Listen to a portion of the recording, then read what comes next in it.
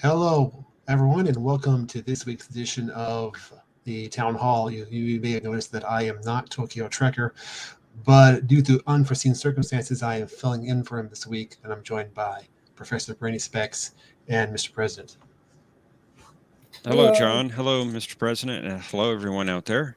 And no, I'm not Tokyo Trekker either, even though the avatar is right up there. Yes, and welcome to everyone in the chat as well. Thank you for joining us. I hope everyone had a good Thanksgiving, at least those who are in the States, or even if you weren't in the States, hope you had a good Thursday. Oh, Tokyo says, welcome, having problems getting in the stream. Tokyo, can you join us?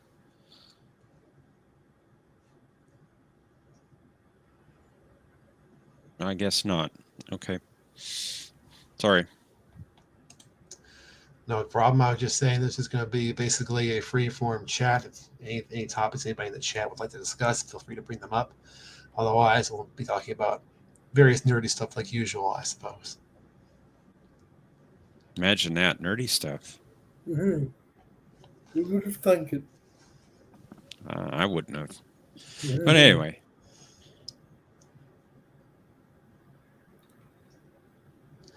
So I believe, Mr. President, you aren't up to date on the Prodigy yet, so we probably have to be careful if we discuss any of the latest episodes. Yeah, sorry about that. Yeah, no problem. Cool. Some people would claim that you're lucky not to see them, but I would disagree with them. Okay. Well, you haven't laid me down yet, Professor, in your recommendations, so I think you've got a good handle on Prodigy. So.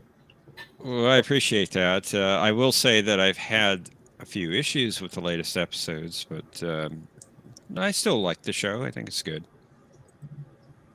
I mean, you can't judge a whole show by a few episodes. Even TNG had some weird episodes at times. Oh, that's true. Gorilla says, damn it, I had a question, but it pertains to the newest episode. Well, if you want, Gorilla, I could mute speaker, and one of you could provide a visual indication of some kind when you're done, and then I can unmute, so therefore you can talk about the latest episode. Would that could send you a message on Discord. Yeah, that would work. Because I don't want anyone to miss out just because I'm incredibly behind. So, I wouldn't say you're that far behind. What am I, about 3 episodes behind now, or not that much? Something like that. Anyway, so yeah, I can go ahead and just give me a moment. Oh, I'll do a thumbs up when I'm muted and can't hear you guys. Okay. And Gorilla said he's going to send me the question. Not through the probe yet, I hope. How's he going to send you the... Through Discord, I assume. I'll have to make sure I see that somehow. But that'll be okay. I'll just click away the notification as soon as it comes without reading it. Hang on. I will mute myself. Okay. Thumbs up. Okay. So, John, have you received the question? I have not yet. Okay. I'll be on the lookout for it, though. Okay, very good. Well, I got to say that I thought that the latest episode had a few issues, but overall, I did like it. I think Tokyo Trekker, I don't know if he discussed it last week, the problems he had with the prior episode. I wasn't here. My apologies. That's no problem. Sorry, I'm double checking on something real quick. Okay. Well, Tokyo thought that one of the kids actually committed murder in the last episode, which I don't agree with. So I'm interested in those in the chat. If you have a question on that or particular feeling one way or the other, what you think? Did Rock commit murder?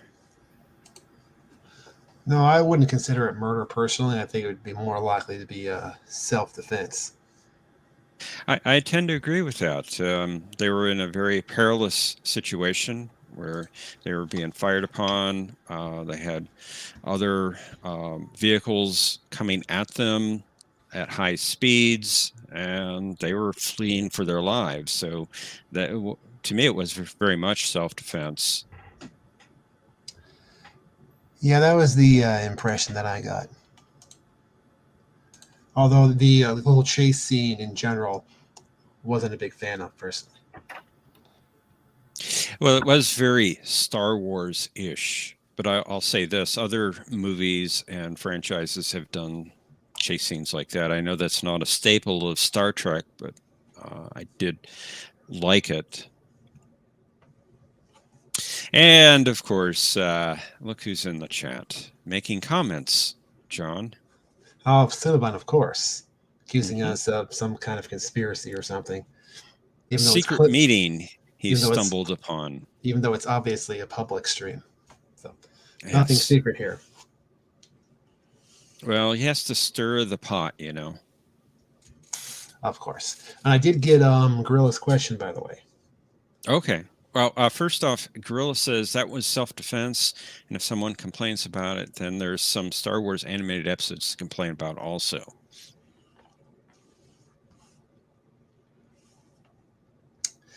And Gorilla's question about this latest episode of Prodigy: is anyone else sick of them using Soong in yet another episode? And how stupid was it to use 26 different species, and some are not compatible with other humanoids? Well, I will say that I think the Soong storyline is getting long in the tooth. They need to hang up that storyline and go to something else, go to something new. Yeah, I tend to agree. And the fact that he could just, maybe anyone who hasn't seen it, basically the main character is revealed that he's genetically engineered with the DNA of all these different species, and they install some kind of implant that activates the different abilities of these species that are in his genetic makeup. I had a problem with how easy it was for all these recessed traits, genetic traits, could come out, because we did see the main character Dal take on traits of different species with just I don't know, was it thought, John, or was it I wasn't clear on how he brought them out. I mean, all I could remember is he had this implant on the back of his neck that he pressed when he wanted to activate certain abilities. Well, I've only watched it once. Okay.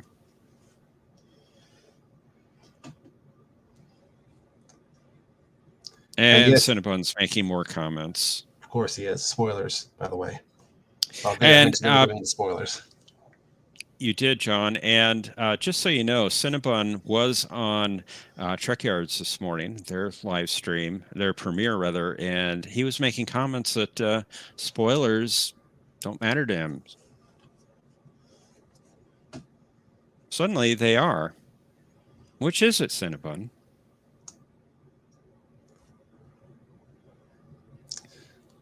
It's hard to tell. Could be one, could be the other. With Cinnabon, you just never know. Welcome, Mr. Londell. Greetings.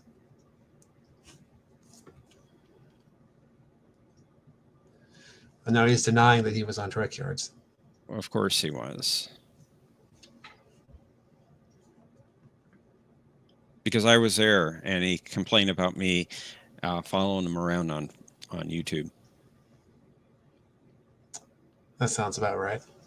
In fact, I was there before he got there, so of course he followed me there, but he likes to flip the story around. Yes, he's even spread his scurrilous accusations to Bird of Prey, because he was talking about him on his stream earlier today. Yes, he was. And for some reason, Bird was buying into them. I don't know why, but I thought Bird was better than that. I agree. It just shows how pernicious these, deceptions can be. Mm-hmm. No, I did not admit that, Cinnabon.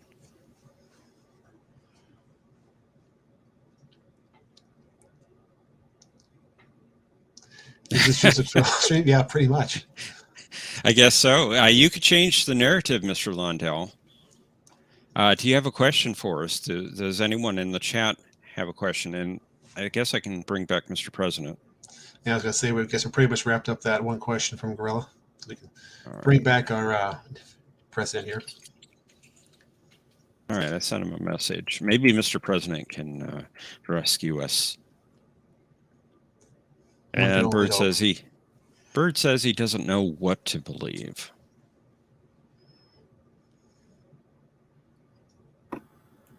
I find that hard to believe, Bird. You're an intelligent person, and I know you can figure it out. I'm also surprised you would use the words of a Romulan ambassador. You feeling all right, Bird? Mm-hmm. That sounded interesting. Hi guys, I'm back. Welcome back, Mr. President. Well, the Romulans are coming. They try and infect everyone, including my opponent, who wants to become president of the Federation. So I'm not surprised. Speaking of, hello Tokyo. Well, What? hey everybody. I'm now Welcome, a guest Tokyo. on my own show. We're glad you could join us. It's the only way Imagine I can that. join as a guest. Interesting. Yeah, for some reason. I don't know why. I'm getting this something went wrong, it's not your fault pop up on the on my browser when I try to enter the studio through my dashboard, but I bet it's Cinnabon's fault. more than likely. I mean, he did hack it. Conspiracy anyway. He hacked into my computer the other day. He was looking for Jeopardy clues. Sounds like something Bunny would do. Indeed. So yeah, anyway, I just wanted to close out that one discussion about Prodigy and Mr. President. Hang on. Cover your ears, you can. I'll go back and mute myself. Hang on. All right. Just 1 sec. Sorry about this. No problems. Okay. Yeah, the information about Dow that we got, I don't think that's reliable. Given the person that was saying this information, where they were, what they peddle in, that device could have been adapted to anybody, and their recessive genes would have come out. So I don't rely on that. All right, Mr. President.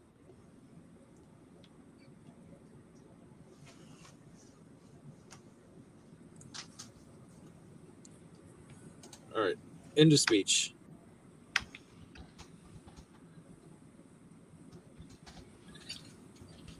I'm giving him a signal to come back in.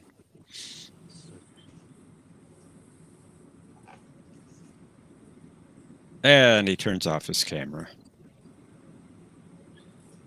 And in the chat, I'm just going to give some shout outs. Thank you guys for joining us here on the live stream. John is actually going to be the master host for this show, as I'm having technical difficulties and personal difficulties at the exact same time. Gorilla's Random Thoughts, thank you for joining us. Cinnabon, great to banter with you as always. Mr. Londell, welcome. Bird of Prey 5, my good friend, hello, welcome. And I believe that is everybody that has chatted with us. Folks, if you're wanting to join the conversation, you can submit your questions in the chat. You can submit your questions on our Discord server. Link is down below in the description of this video. And just join our Town Hall live stream channel and submit your questions there. And if John or Professor Brainy Specs has that open, they can monitor that as well. Thank you, please. Or you can join us in the backstage by clicking on the link at the top of the chat. And I am now officially on the panel only. My hosting duties are done. Hang on, guys. Well, you did that expertly. Better than I could have done. No worries. Well, he's had a There we little go. practice. There we go. I'm back. And I'd like to know why my opponent is dressing himself in a Commodore's uniform when he's a candidate for the president of the Federation and he's a Romulan. There's so many confusing layers right there. I'm not on campaign mode. I'm in town Okay. hall mode. This is the default avatar for Well, we do have the browser. If we can get back on topic here. Yeah. Gorilla has a question. He says, if Wolf 359 didn't happen, the Federation wouldn't have won the Dominion War. I agree And with what that. do we think about that? Well, that's a good point. I agree with that because most of their warships were built to fight the Borg, such as the Defiant, the Akira, the Sovereign. They were all developed for the express purpose of fighting the Borg. The threat of the Dominion wasn't really realized until, I want to say, halfway through season 3 or season 4 of DS9. I mean, we knew that threat was local to that DS9 storyline, wasn't exactly known or taken seriously until probably around the time of the Antwerp bombing. So without the Borg, Starfleet probably would have still have been in this situation where they were, I want to say, naive and exploring. And I think Commandeered by hippies? And commandeered by hippies? Yeah, pretty much. Mm. And I think that was the purpose of Q and Q Who, to crash reality down on everybody and say, hey, look, you can't have your head in the clouds anymore because there's something coming for you. And if it never came, the Dominion could have come in. But then again, what ship would Cisco have taken? He would be stuck between an Oberth and a New Orleans class. We both know how we all know how those fared out. Well, you could say the Defiant class initially was a failure because he brought it out of mothballs. It wasn't being used. Yeah, exactly. And because of O'Brien and his staff, he made the Defiant work, and then they could, based upon their work, create or build more Defiant class ships. I agree with that because once, and we saw that in the Search Part 1, when Cisco when DS9 took delivery of the Defiant, Cisco wrote off spouted off a whole litany of problems that it had. And again, yeah, if it wasn't for O'Brien, that whole project would have gotten off the ground either. So maybe that's, in a halfway joking, halfway not joking sense, that's where Mike McMahon came up with the idea that O'Brien was the savior of all of Starfleet and the most important Starfleet. He's not an officer, but historical figure in Starfleet ever. Because if it wasn't for him, no Defiant. That's a very good point. I never thought about that from the Lower Decks episode. Yeah, I'd agree with that. It's common in real life militaries too that the enlisted is the backbone of the military. Without the enlisted, the officers would. I mean, you need both, but without the enlisted, the officers would fall apart.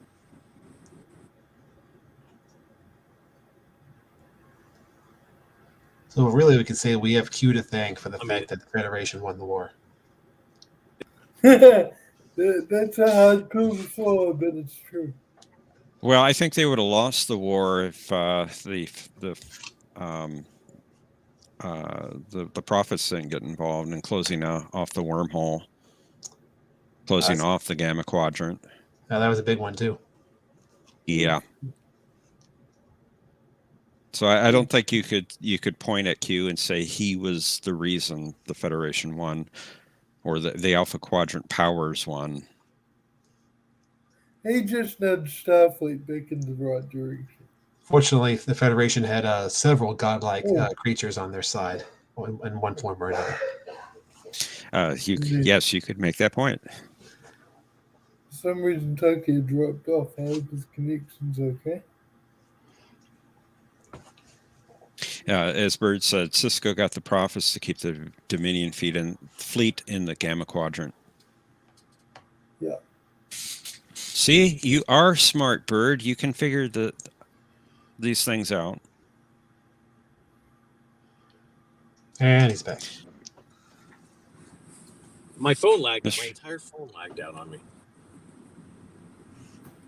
Oh, okay. That's why I don't like using my phone.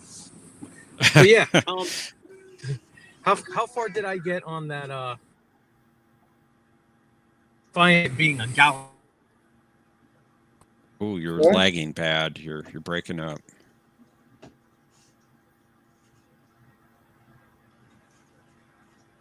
I think we might have lost them again. Mr. Londell says the Federation won because they kept Picard out of it as much as possible. That was probably. I don't know if I don't know how much you can attribute to that, but It's a bit harsh. Post season 2 Picard and pre the show that we shall not mention, wasn't that bad, wasn't that naive. It was well rounded. So it took me a minute, Mr. President, to figure out which show we couldn't mention. it's the one that bears his name but reeks his character. Yes, I figured it out. It took me a couple seconds because Yeah. the show that is not mentioned is usually a different one. Well, there's a couple in my book. Who knows? A couple, okay. There's the one with a certain 7-Eleven is good to show. NX class ship. And then the other one You're with live. the pizza cutting ship. Am I back? And they're both You are back, Tokyo. You are back. All right. Yeah, you're gonna. It's a cell phone, universal mic. You're gonna hear everything in the background. I apologize. Sounds like you're outside. I'm driving, actually. You're driving. Oh, Yeah. hopefully your both hands are on the wheel. Oh, they Yeah, are. it's good. It's hands free. Well, not the driving. The live is hands free. Cool. Cinnabon says, well, they did have mighty runabouts, a whole fleet of them with photon tornado pods. Photon tornado pods. Well, the runabouts are not to be underestimated. There was at least Indeed. one time a runabout destroyed a Jemadar fighter.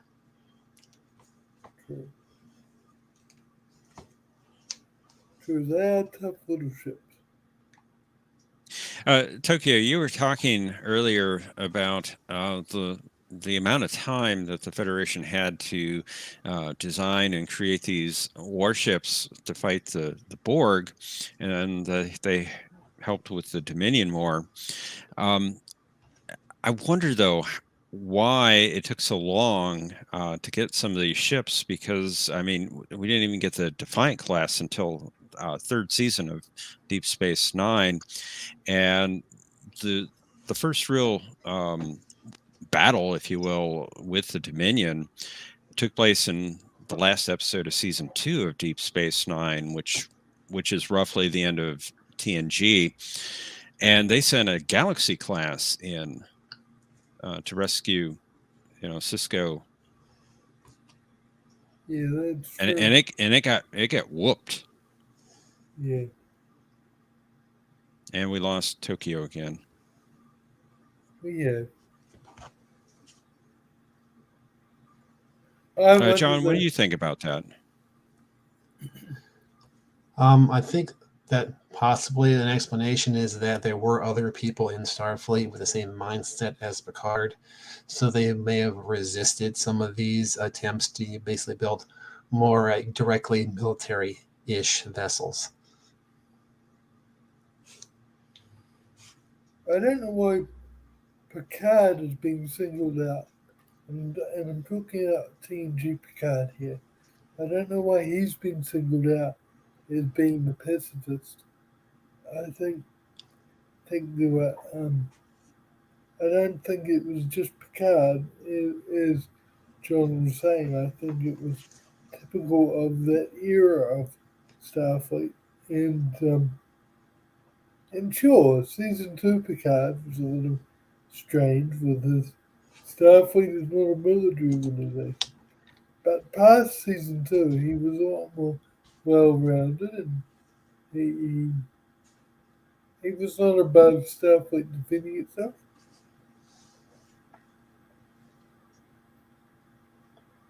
No, I think there may be points on both sides of that discussion.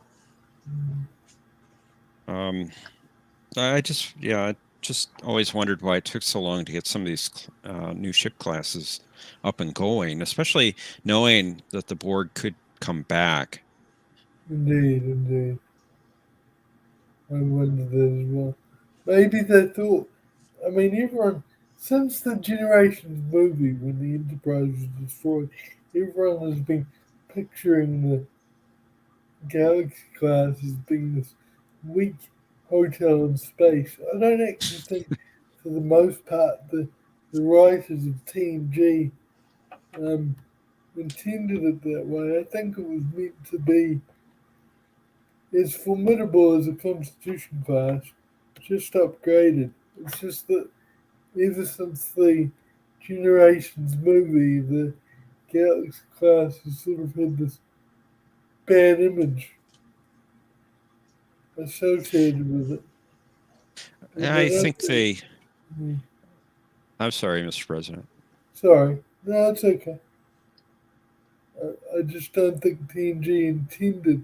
I think it was meant to be a top-of-the-line exploration ship, but also a top-of-the-line defensive ship. I think the original writers wanted it to be as unrealistic as this is. I think the writers of TNG wanted the Enterprise D to be the ship that could do everything, including be very good at defending itself in combat.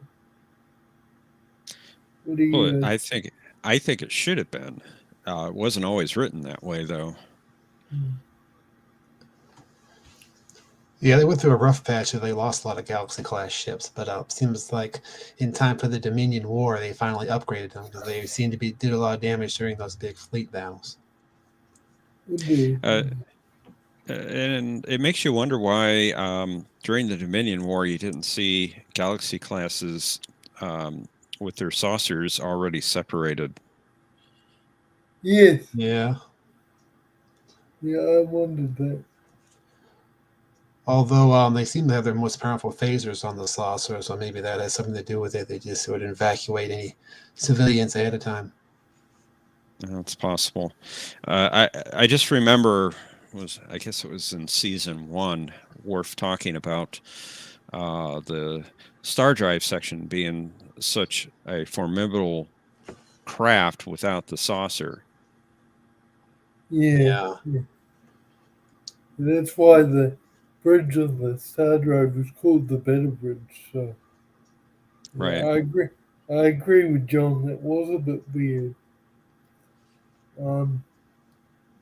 Unfortunately, the way they wrote the Enterprise D was very inconsistent throughout the series. I would agree.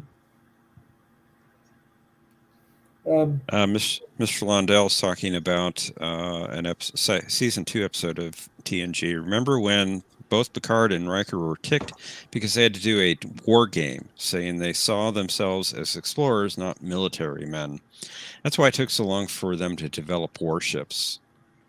Yeah, that was one of the problems of season 2. Although that's a good point, Mr. Lindell.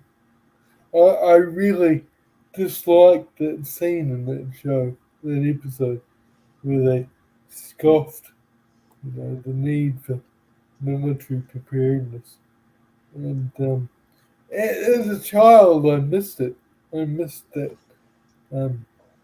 subtlety. But as an adult rewatching TNG, that's one of the reasons why I appreciate the original series more, because there's nothing unethical about having a strong military. It's just how you use it that matters.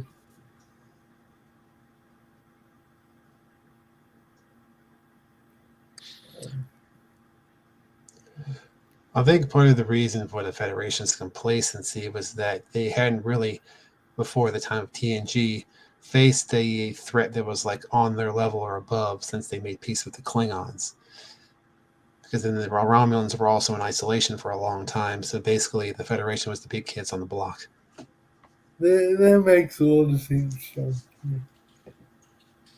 Yeah, that makes a lot of sense. If anyone has any questions for the council, please post them in the chat or put them in Discord. I think Bert asked a question a little bit earlier. But go ahead, Mr. President. I was going to say I have a question, but I'll wait until we address questions from the audience, because I know that we're supposed to be the ones answering questions, not answering them. What is the best trick movie? Well, my quick answer to that is Star Trek II, and it has one literary whale in it. Yes, indeed. Yeah, very good. I would also say Star Trek II, but I didn't get the point about the literary whales, so I would have had 0 whales. I keep going back and forth on this one. Times I would say, like both of you, Star Trek II, The Wrath of Khan. Sometimes I go to Star Trek VI, The Undiscovered Country. I also love that one. That I thought was exceptionally well made. I agree. Yeah, I'd agree with that as well. Even if it doesn't have any whales. And Cinnabon is getting very angry in the chat. Why? What have we done, Bunny? You need some more lettuce.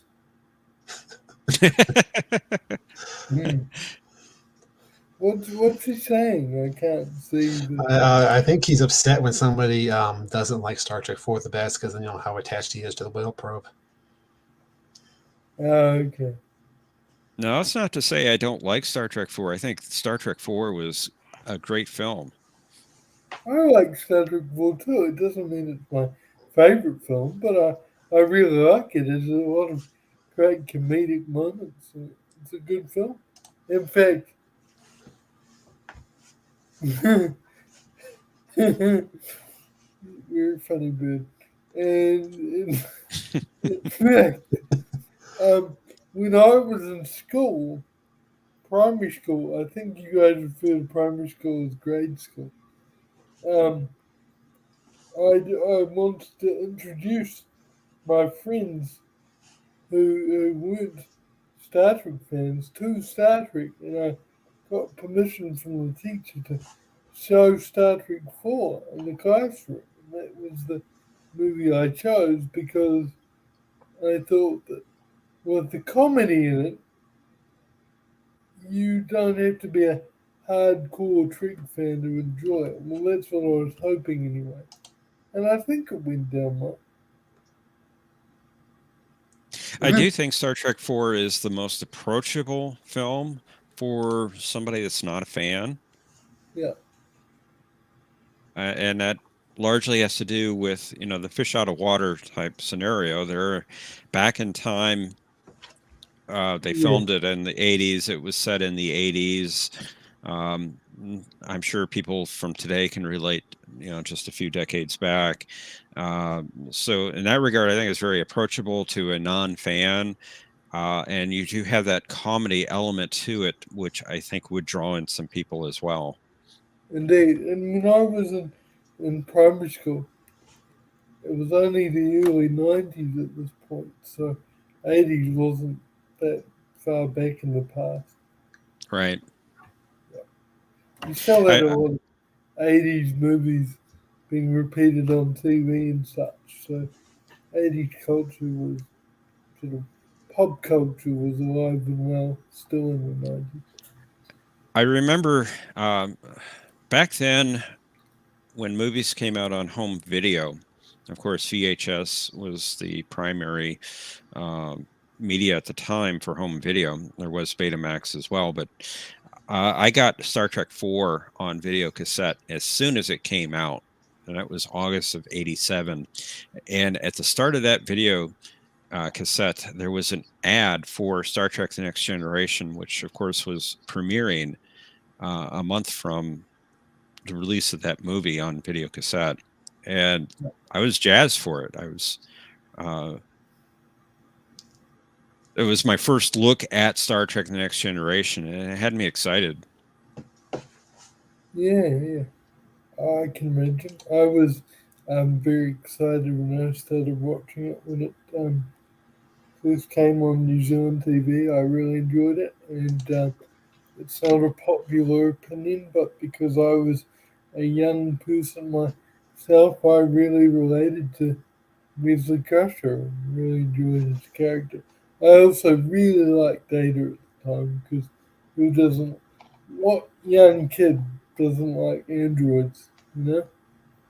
Right. I think at the time I thought the word was robot because I wasn't old enough to appreciate the very important differences between robots and androids. But yeah,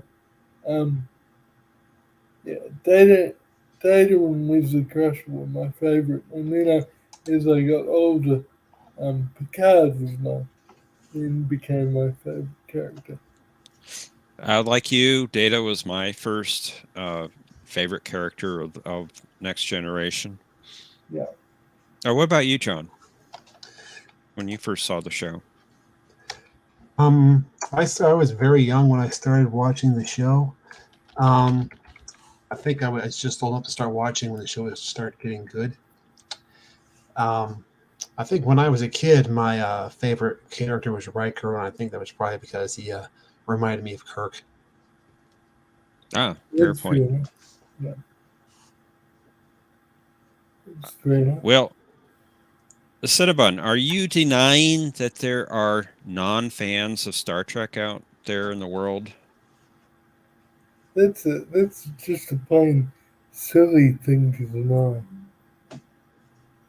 Well, Mr. President, he put in the text chat non-fan question, and then he says, "You're not a true fan. Fake Trek fan specs." That's what he called me. Really?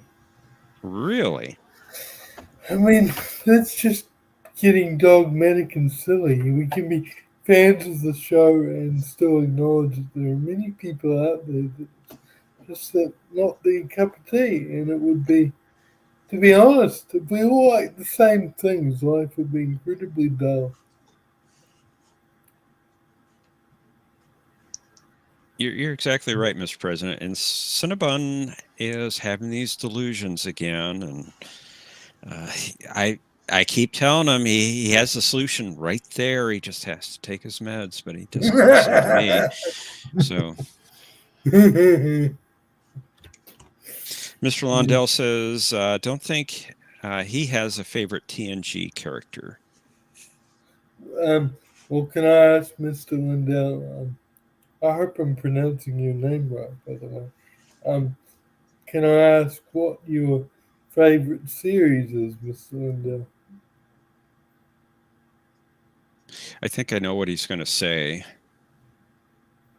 I don't think I know him as well as you do, so I'll be interested to hear his answer. No, I'm pretty sure he's going to say Deep Space Nine, but we'll see. Okay.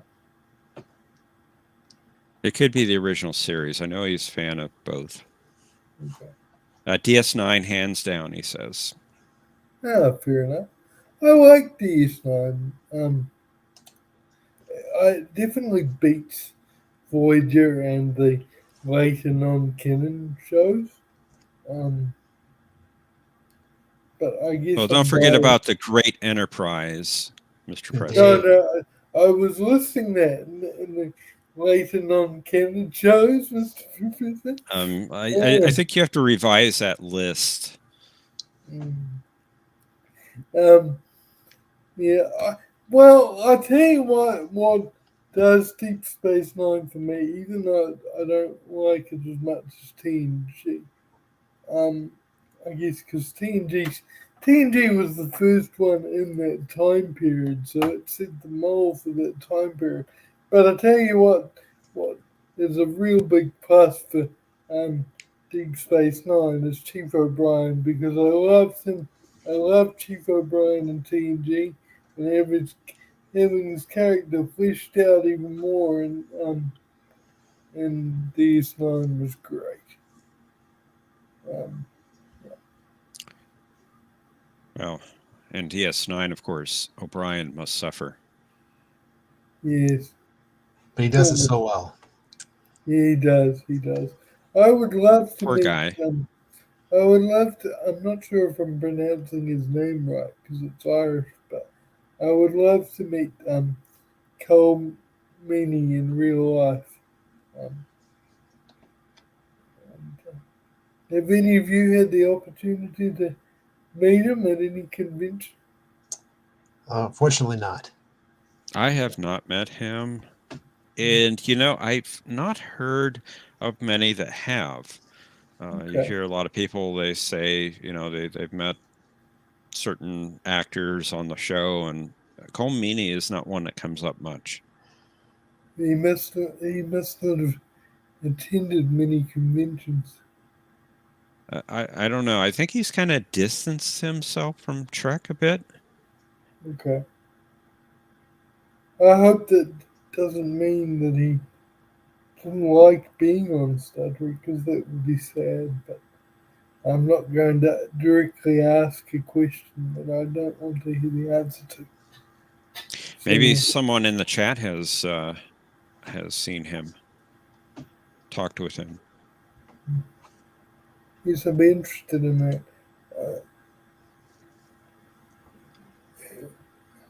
Apparently, You Bird can't understand understand. him. Sorry. Go ahead, John. I was saying Bird apparently can't understand him when he speaks. Well, you can on the show, so I don't see why you couldn't in person. I'm not sure who you're referring to exactly, Bird. Oh, are you talking about one of us on the panel, or are you talking about Cole Meany? Bird, It's sorry. probably me. It's probably me. You're perfectly understandable. I'm just playing. Yeah.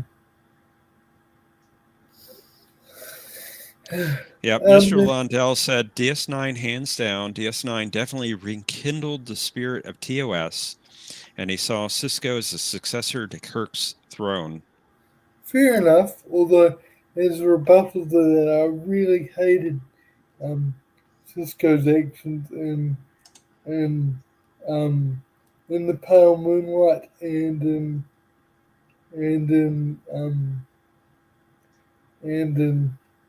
For the Uniform. To me, those times he crossed the line and he should have been drummed out of stuff. But on the whole, I can understand the similarities between him and Cook. But I don't think that Cook would have gone so far as to do planetary bombardment. He opened up a whole can of worms there about in the Pale Moonlight. I'm going to be addressing the events in that episode in my campaign announcement, since my opponent brought up it as well. Wow. A little insight here of what's to come. Interesting. Bird said he has trouble understanding Cole Meany's natural voice. Fair enough. I don't know if I've ever heard his natural voice. I think I have, but I like the Irish accent anyway, and my ancestors actually on my father's side come from Ireland, so I think I can understand the Irish accent quite well. But not everyone can, so that's a fair enough comment. Has anyone else got any questions? I have a question for my other two panel members here, but I think it's only fair to let the audience go first, since this is supposed to be an audience-driven show. Mr. Lundell did have a comment. He said, had Cisco not put that plan in action, there wouldn't have been a federation before too long. I'm guessing that's in the pale moonlight. In the pale moonlight. Possibly, but do you have to sell your soul to save the federation? I mean, it comes to the age-old question. If you behave too much like the enemy, are you worth saving? And I know that brings up it's a whole can of worms. My opponent has joined us. Garg! All right, I made it home for the last 15 minutes of the stream. Welcome, Tokyo. Joel and True. Joel and True. Glad to be here at my own stream. Glad you made it. Yeah. John, you're doing a fantastic job. So I think I'm just going to join the panel, like I said I was going to do before. But I don't have an overheating phone to attend with. Overheating phones are not a good thing, that's for sure. They're not. It's an iPhone XR. It should be able to handle it. It cannot. It has failed. It is fired. So are you on your cell phone now or a different device? Nope. I'm on my PC. Asian Kyle must have made that phone. Sounds he did. Like I wouldn't put it for past the USS Foxconn. I wouldn't put it past the Romulan to sabotage his own phone. Wow. The Romulans don't sabotage themselves. We're just yeah, but they've been known to launch false flag operations. Mr. Presidential candidate. We'll see who wins shortly. I think we're going to have a very entertaining presidential debate coming up. I believe you're right, John. Oh, by the way, Tokyo. Yeah. I was up in your position a bit ago, and Mr. President thought I had your avatar up there because I was your campaign manager or something. Yeah, like that. Aren't you? Am I? I hope so. I did ask. You never gave me an answer. I accept. Yes. I think. Right. I'm not sure what I'm supposed to do, but I will give it my best attempt. Now that we're talking about the campaign and announcing things, I did earlier ask Fleet Admiral John Marco here to be my running mate. So if I'm successful in being re-elected, he will also be the vice president of the Federation. And I would also like to announce my running mate has also been chosen. And she has accepted. Ooh. Okay. Are you going to announce who that is? I think I'm not right now. I did announce the gender, so there's very few she's that I could be referring to. I have a pretty good guess, but I will speak my opponent's wishes not to announce who right now. Here we go. Hang on. I can separate the two, Cinnabon. I think Cinnabon needs to calm himself with a nice juicy carrot. Well, to be fair, Cinnabon, he doesn't run the game. He runs the board. And I have been losing to you, of all people, multiple times. This is true. And he's not showing favoritism on that end. So, if we could back up, Gorilla says the Federation provoked the Dominion. Changed my mind. I believe the Dominion intended to attack no matter what the Federation did, first of all. I also think that the Dominion made demands that were unreasonable. So go ahead, Mr. President. I'm torn on this. I can see Gorilla's point because the Dominion were claiming the Gamma Quadrant as their territory. The Federation, if they wanted to, could have stayed on the Alpha Quadrant side of the wormhole. But was it? I can't remember if it was Tokyo's video or yours, John, that showed with various maps that the Dominion territory wasn't necessarily right on the other side of the wormhole. Was that your video, John, or was that Andy Tigers? Oh, I did do a video about that a while back. You did do? Yes, I did. Yeah. So it must have been your one that I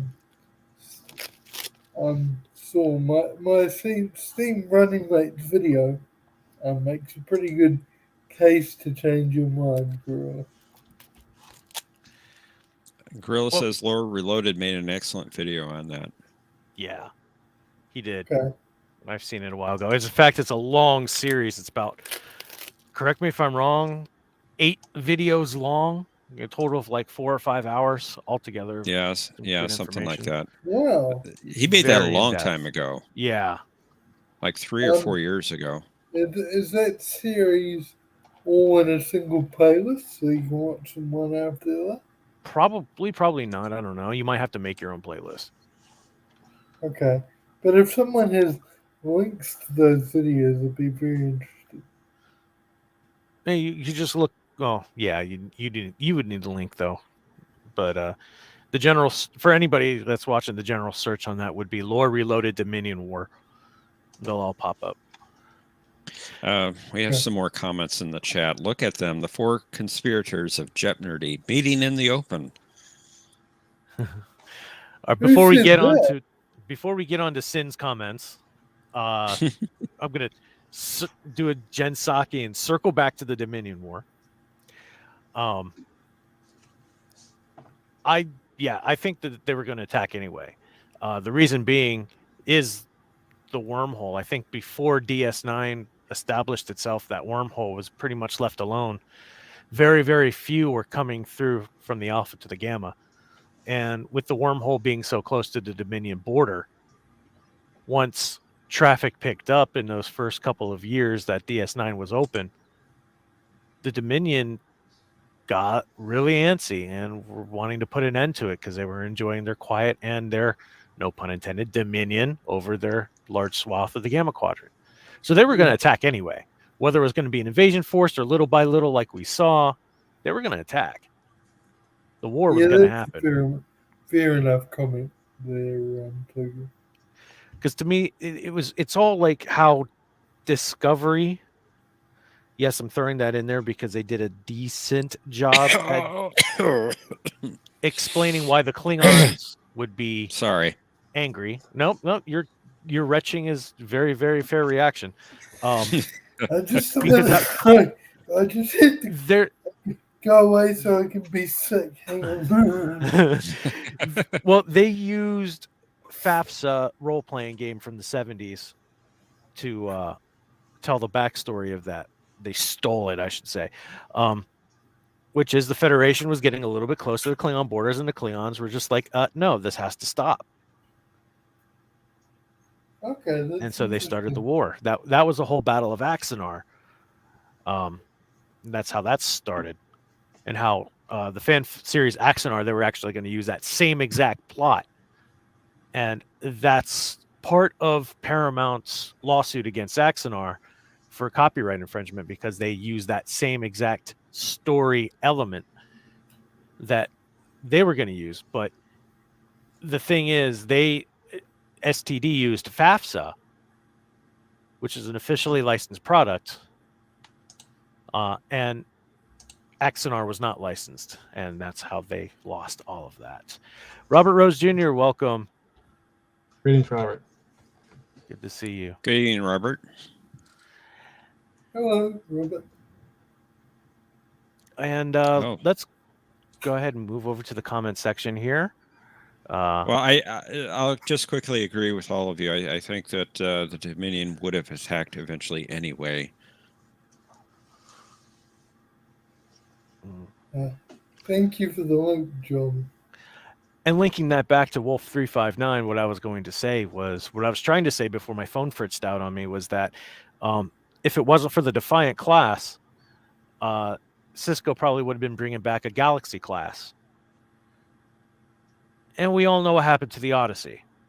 Yeah, that's true. Yeah. Yeah, and But- that was actually genius in their writing because everybody, I believe, for the last some odd years, were saying, well, why not just attack the neck of the ship when they're talking about Klingons versus the original Enterprise, and they actually did it in DS9. Yeah, they did. Okay. Interesting. Okay. And supposedly that's why some of the ship classes don't have much of a neck. yeah, like the Sovereign. Mm-hmm. Although the Titan A has a neck, Neo Constitution class is what they're calling it. Do we have to bring up the abomination? I'm getting queasy in my stomach again. I was talking about Picard, not it's I can't say it. Don't say it. Don't say it. No. I'd rather look in a mirror in the dark and scream Candyman 3 times than let the bees come.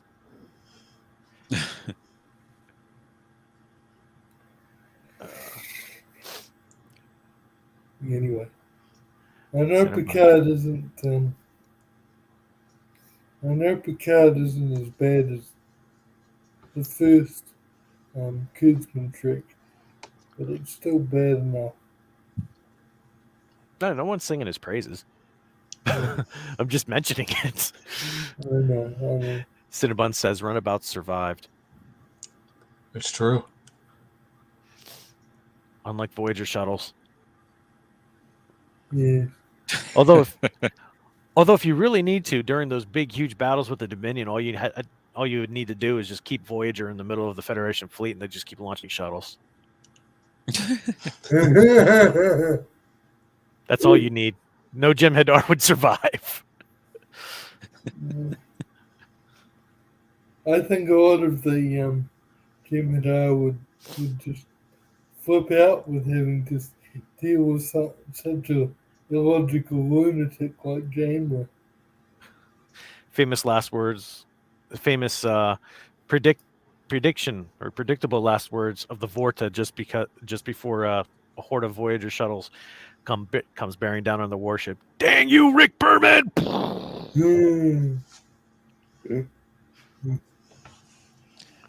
Mr. Lundell makes a comment. Federation ship designs are so impractical in the first place. Look at a bird of prey and a warbird, then compare them to a Federation starship. Yeah, it's true. I'm going to kind of put a kicker in that one. The Klingon designs, while they look awesome, are incredibly stupid. They have a long boom in between their command module and engineering section, which is just as bad as a neck on a Federation ship. It's only in the D7 and the Katinga that it's not in And the Bird of Prey. movie. And the Vorcha. The Negvar is a little bit more bulky, but it keeps the same design, so they learned their lesson from the Negvar. But the D7, D6 that we've seen, and the D7 refit Katinga, and all the models of the Birds of Prey, they're not armored in the boom. Really? And I we think actually saw this being taken advantage of in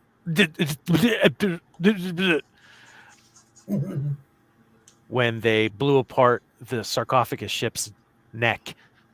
Yeah. Okay. I'm going to toss that back to you guys. I need to see another look at a bird, Star Trek 3 style bird of prey, because I can't bring to mind a one bird on that.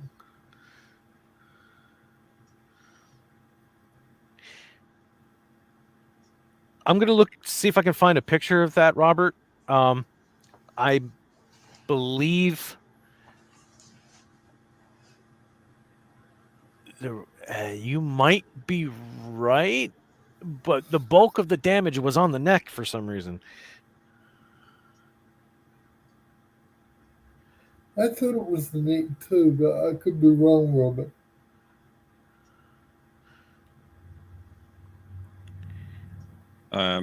Nope, actually, Okay. it was a direct. I'm looking at a still frame right now. The initial impact was in the torpedo bay on deck 26, and then the debris fell onto the deflector dish, and that was all she wrote. They hit the neck. Yeah, I've got it here too.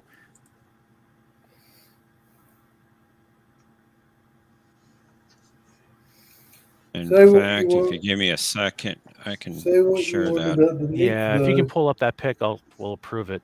The still frame I'm looking at is the direct impact of the Jim Hadar ship. It's right on the torpedo bay. Yep, that's the one. Yeah. Yeah, so you he's can see hitting right at the torpedo minion bay. ship right here. And actually, that That's freeze at frame the was point of after the impact. fact. That's actually about maybe a millisecond after the fact. If you go back a frame or two, you'll see that the ship actually hits the neck, and the counter explosion goes into the deflector dish, and that was all she wrote. That was a direct impact on the neck.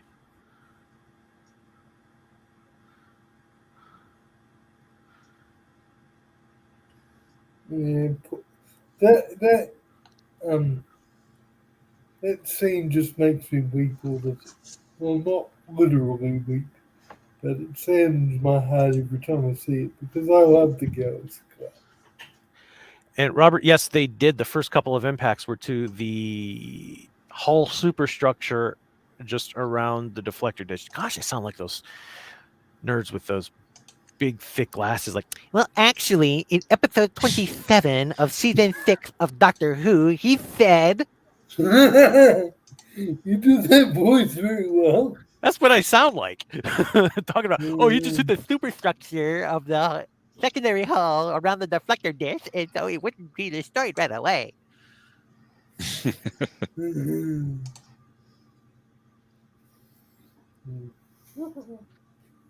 So, Mr. President, I am curious. What was your question? Okay. Have we exhausted all the audience questions? Don't see any more. Maybe I've missed something. Cinnabon is claiming we're Berman haters. Now, for the record, Cinnabon, I never claimed that. Thank you very much.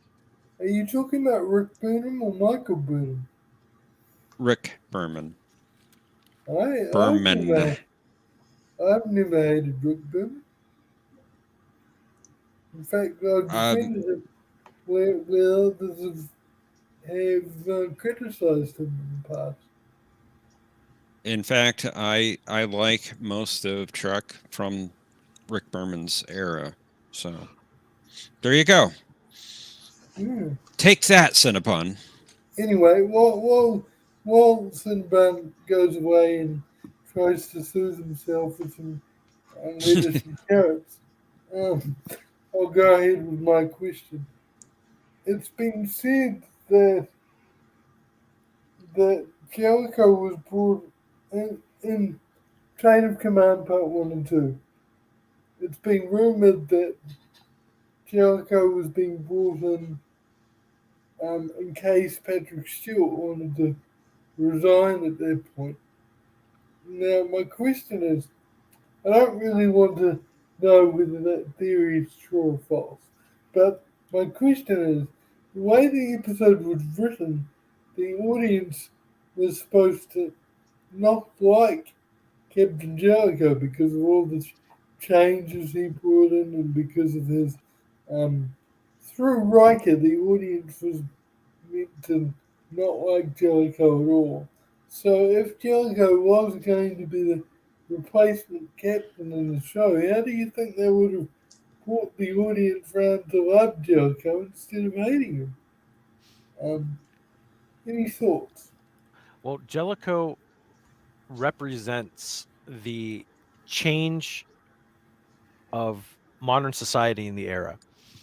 And you can't really, you can really see that in the way they addressed Counselor Troy, where she's went from wearing nipple popping tight one pieces to a full-fledged Starfleet uniform. Yeah. It was both reflective of the need to acknowledge female equality while at the same time appeasing the censors. And that's what Jellicoe represented. Now, I believe this was season 6, if I'm not mistaken, right? 6. Yes. Okay. Season 6. So yes. Roddenberry had already passed away, and Berman was in full control. So we're seeing now that Roddenberry was no longer in command, so to speak, and I don't really think he was very much in command by the time he passed away anyway. He lost most control by the end of season 2. Yeah, that's what I thought. That's why the show got so much better after that. Yeah. I agree with that. Jellicoe represented a change, and if the Patrick Stewart rumor was actually for season 3 going into 4 for Best of Both Worlds, because they were going to write him off, but he decided to come back anyway. That's where that came from. I thought there were 2 times where he was considering leaving, but maybe there's only one. The second time was after Insurrection. It was after Nemesis. I'm sorry. It was after Nemesis. He said, "I would never ever do this again," and then he got some kind of a sweet deal from Alex Kurtzman to come back. But yeah, Jellicoe is just a change in atmosphere, a change in procedure, and hashtag Jellicoe did nothing wrong. How would it have worked with Riker for another certain amount of seasons? They would have found a way. They wouldn't have written it that way if it was, in fact, there that Patrick Stewart said, "I'm out." They would have changed that dynamic accordingly. Okay. Because I don't think Jonathan Frakes was done either. Because I agree that Council Troy. Yeah, I agree with Mr. Longman and my esteemed opponent here. That I actually liked a lot of the way. I actually liked a lot of the Jellicoe changes, especially watching it again when I was older. But at the time, when I first watched it, when it first aired, it felt like the audience was supposed to intensely dislike Jellicoe. Maybe I'm wrong about the writer's intent, but that's how it initially felt. And then it was only years later, I grew up a bit more, and actually I saw Steve Shive's video on it, which is I think that's the first Trek actually video he ever made, was why Jellicoe was actually awesome and not a bad captain. I started to look at things differently, and it was great that Councillor Troy was finally given a uniform. It was ridiculous that she was exempt in the first place. I believe she had a uniform in Encounter at Farpoint too, but it was the mini skirt version. The scant, yeah, and then we never saw her in uniform again until Jellicoe. I just want to note the Chain of Command saga there, those 2 episodes are some of the most difficult to watch, and I normally don't rewatch that, but when I do, as much as I adore Sir Patrick Stewart's performance in that episode, that I believe got him an Emmy. If it didn't, he was robbed and rigged. I can't watch those scenes. I watched only the Jellicoe scenes. Okay. I'm a fan of Ronnie Cox. Is that because the torture scenes are too visceral for you, or? Yeah. Yeah, fair enough. Yeah. But and then again, though, I get rewarded for that because I like Ronnie Cox. I mean, he was awesome in the Beverly Hills Cop series, and then Dick Jones and RoboCop, and he had a couple of other films, and his daughter's also. Yeah, So we'll just leave it to that. I'm a fan of Ronnie Cox as well. What are you saying really to Cinnabar? Clarify your question, please, buddy. Oh, I'm sorry. I highlighted the wrong one. That one. I don't believe Patrick Stewart won an Emmy. Okay. He should have. Yeah, he should have. He was Rigged. brilliant in those scenes. Yeah, rigged. Most powerful Trek alien. You, Ryan obviously. Slave Girl. I'm going to go with a maybe a less well-known species and say the Dowd. They wiped out a species with a thought. Oh, well, yeah. Oh, that's a good response. But have the Dowd encountered a Orion slave girl? I can't answer that.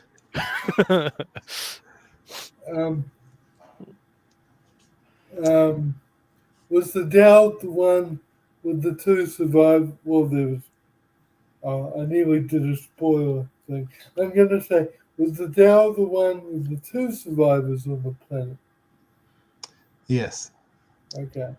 I was nearly going to correct myself, but they would have spoiled. Oh. Bunny, what's wrong? Why are you so angry? If I done too many letters and carriage jokes, sorry. Mr. President, I wouldn't worry too much about a 33-year-old spoiler. Well, you never know who's getting into TNG for the very first time. They might have been brought into Trek for one of the later series and now going back to its root. Well, anyway. I think if you're worried about that, you're not going to have very many conversations. Fair enough, but I can just say to people, you know, if you haven't seen that episode, I can do a countdown, and you know. And you know, I could probably apply that sin to my view on Rock Talk taking out the Xindi. The what now? I'm not familiar. We may want to be careful with that conversation. Well, I'm only touching on it because of this comment here. We never Mr. saw President, them get destroyed.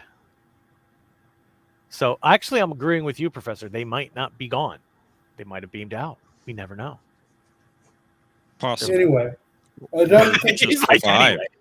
Yeah. Or just survived. It's true. We only have that guy's word for it, but I can't see why he would make that up if it wasn't true. He seemed to feel very guilty about it. No, he was pretty.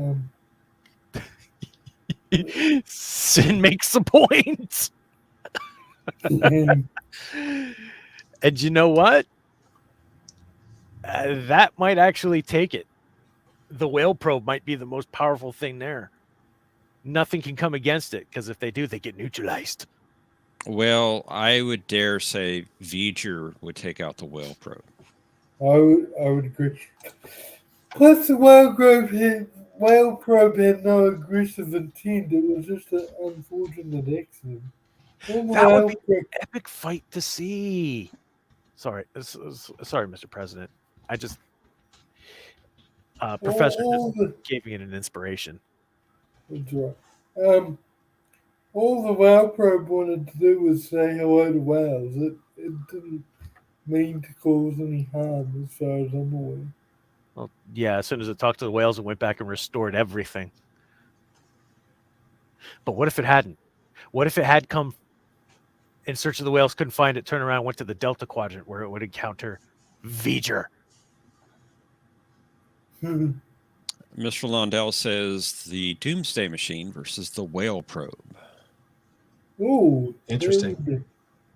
Yes, that'd be an interesting fight as well.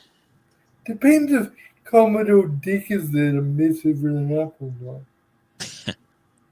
Features an all-energy buffet for the whale probe. They say there's no devil, Jim.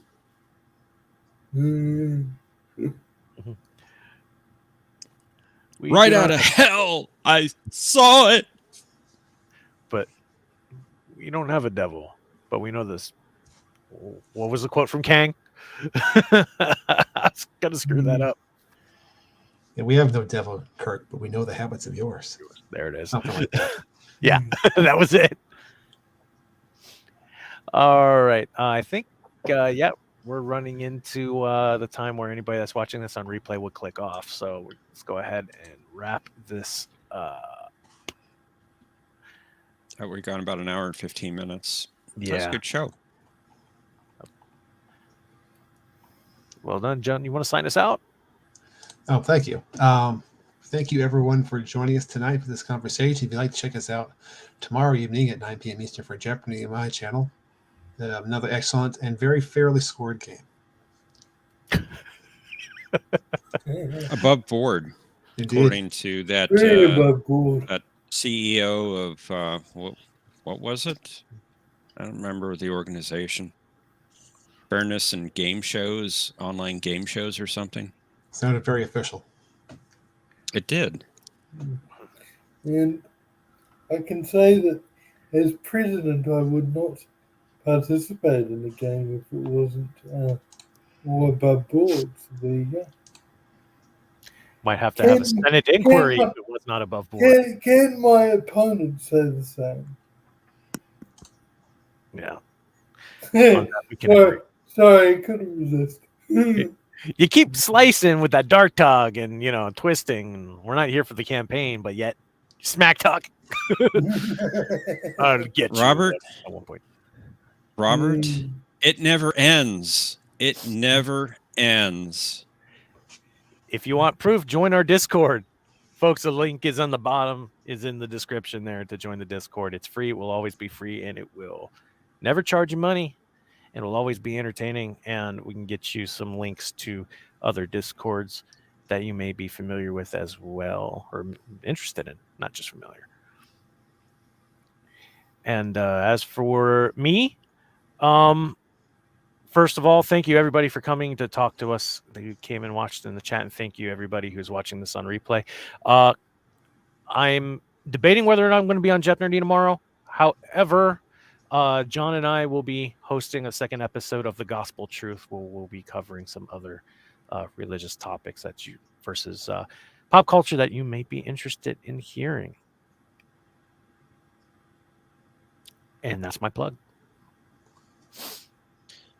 I'll be on Who Knows Who this Sunday at 4:30 p.m. Eastern Time on the A Question of Truck channel.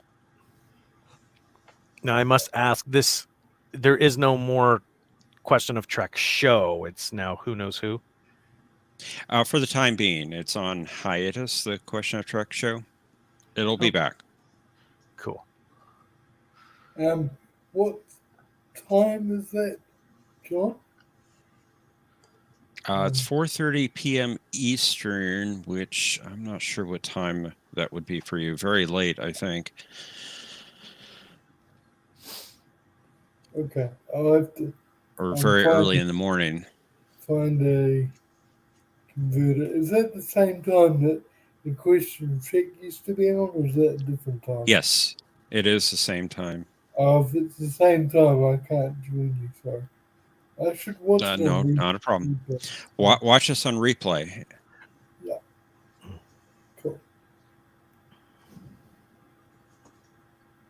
And that's great, Gorilla. I'm glad you're watching Doctor Who. The first Doctor has your first, or rather your favorite adventure so far. Which episode or which story?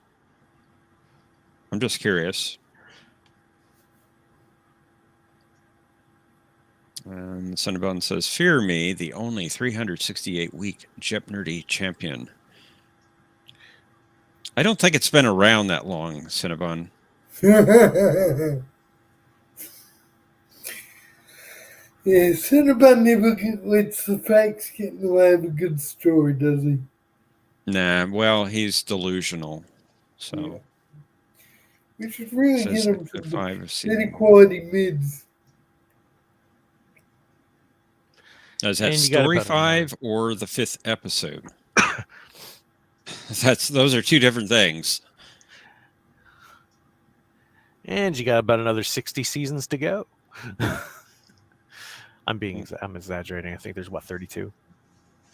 No, there are more than that. There's about 60. Was I not exaggerating? There are.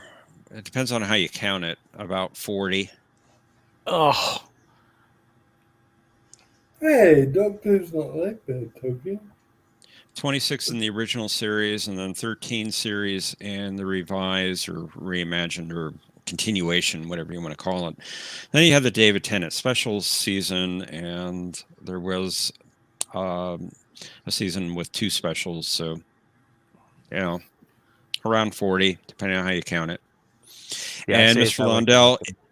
Mr. Lundell says it's 60 years old. Well, technically it's 59 and about 2 days. Had his 59th anniversary 2 days ago. Wow. I know you wanted to wrap things up, guys, but if I may quickly ask the professor, who his favorite Doctor is from the original Doctor Who? The original classic series, I'd say Sylvester McCoy. Okay. Yeah, he's pretty cool. Mine would be John Poopy. I have to say he is my least favorite from Classic Who. Fair enough. Yeah, sorry, gentlemen. On that note, I've got to get ready for work in about a half hour. Sorry. I have lunch before this, so I do have to wrap this up, folks. John, you want to carry us out? Sure, I'll go ahead and take care of that. Thank you, everyone, once again for joining us, and I hope you all have a good night. All right.